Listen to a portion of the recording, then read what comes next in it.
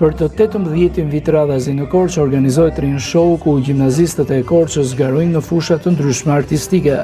Kanë qenë shumë të rinj të spikatur me talent në fushën e muzikës, aktrimit, pikturës e kërcimit, të zbuluar përmes këtij kompeticioni, ndërsa disa prej tyre nuk e shohin vetëm një garë momentale mes gjimnazistëve, por fushë ku duan të investohen për të ardhmen.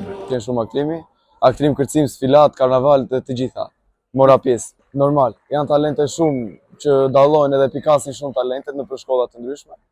Po edhe në shkolla jonë, normal që kishte talente të përzgjedhur, le të themi. Po, rrugën e artit për aktor. Kryetari i Bashkisë së Korçës tregon se institucioni i pushtetit lokal ka një vëmendje të shtuar ndaj talenteve amatore me qëllim për t'i mbajtur në qytet, ndërsa Blerta Belliu, udhëheqësia artistike, tregon se suksesi më i madh i rinj showut është sjellja e të rinjve më afër artit dhe teatrit. Gjatë këtij historiku të rinj showut, më vjen shumë mirë të shoh që janë disa dhjetra ata të rinj dhe të reja që e kanë filluar startin e tyre në rrugën e artit edhe të kulturës, pikërisht nga rinj show, për të ndjekur pastaj Akademinë e Arteve dhe i kanë parë pastaj me shumë kënaqësi të kthehen në qytet duke u bashkuar trupave profesioniste të qytetit Korçës, po pse jo një pjesë prej tyre t'i shoh të performojnë edhe në skenat kombëtare shqiptare.